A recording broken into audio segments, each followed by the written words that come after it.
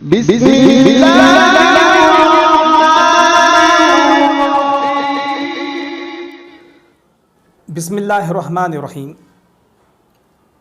आज के इस वीडियो में हम उन 3 लोगों के बारे में गुफ्तगू करेंगे जिन पर अल्लाह ताला ने जन्नत को हराम कर दिया है, यानी वो जन्नत में दाखिल नहीं हो सकेंगे।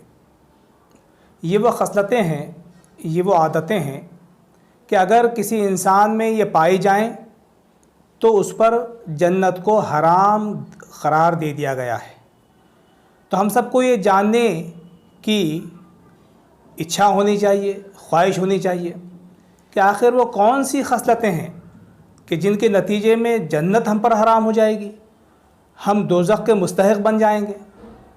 तो आइए अल्लाह के रसूल सल्लल्लाहु अलैहि वसल्लम की इस हदीस से हम रहनुमाई हासिल करते हैं। ये हदीस जो मैं आपके सामने रखने जा रहा हूँ, इसको नसाई और मसनद अहमद में हज़रत अब्दुल्ला बिन उमर रज़ी अल्लाह ताला अन्हु से रिवायत किया गया है। वो कहते हैं कि अल्लाह के रसूल सल्लल्लाहु अलैहि वसल्लम ने इरशाद फरमाया, 3 आदमी हैं जिन पर अल्लाह ताला ने जन्नत को हराम कर दिया है। एक, हमेशा शराब पीने वाला। दूसरा, माँ बाप का नाफरमान। और तीसरा, वो बेहया जो अपने घर वालों में बेगैरती के कामों को बरकरार रखे। ये 3 लोग हैं। अब हमें अपना, अपने माशरे का, अपने अहले ख़ानदान का इस हदीस के रोशनी में जायज़ा लेना है। और अगर खुदा न खास्ता ये खसलतें या बुरी आदतें हम में पाई जाती हों या हमारे किसी करीबी दोस्त में या अहले ख़ानदान में पाई जाती हों तो दूर करने की हमको कोशिश करनी है। तो पहली बात ये कही गई कि हमेशा शराब पीने वाला। शराब तो हराम है, ज़ाहिर बात है। शराब चाहे किसी भी शक्ल में हो, उससे कितना नशा होता है, कितना नशा नहीं होता है, ये मौज़ूए बहस ही नहीं है। हर नशावर चीज़ हमारे इस्लाम में हराम है, वो किसी भी शक्ल में क्यों नहीं होती है। तो उससे बचने की कोशिश करें। जो हमेशा शराब पिएगा उस पर जन्नत हराम है। दूसरा, माँ बाप का नाफरमान।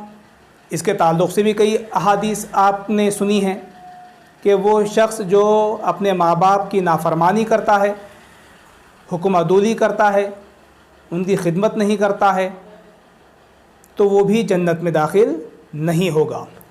और तीसरा, वो बेहया शख्स, उसको कहा गया है बेहया, वो बेहया शख्स जो अपने घर वालों में बेगैरती के, बेहयाई के कामों को बरकरार रखे।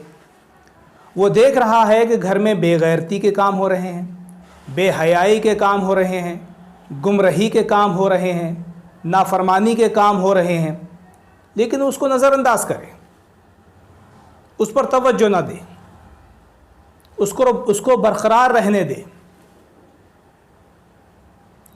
कितना बेगैरत होगा वो शख्स, आप सोचिए। वो कैसे ईमान वाला कहला सकता है, कैसे मुस्लिम कहला सकता है कि जिसके घर में बेगैरती के काम हो रहे हों, बदअखलाक़ी के काम हो रहे हों, और वो उसको नज़रअंदाज कर रहा हो, वो उस पर तवज्जो ना दे रहा हो। ये उसको नज़रअंदाज करना, तवज्जो ना देना, यही तो है कि वो चाहता है कि ये बेगैरती के काम, ये बेहयाई के काम, ये बुराई के काम घर में जारी रहें, होते रहें। तो ऐसा शख्स है ये जिस पर जन्नत हराम है, बेगैरत है शख्स, तो उस पर जन्नत हराम होना ही चाहिए।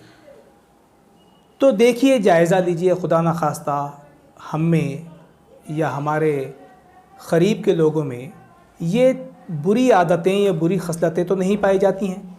अगर पाई जाती हैं तो उनकी इस्लाह कीजिए।